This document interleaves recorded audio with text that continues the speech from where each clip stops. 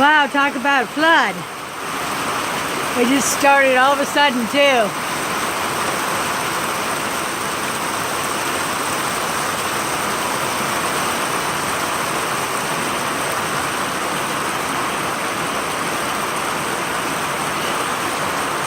Here you go, pick up the blown over kennel.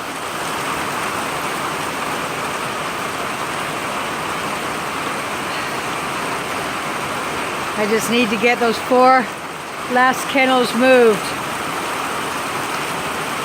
This is why we ask for donations. When it rains here in Washington, it rains. And getting donations to help us build closed-in kennels was so nice.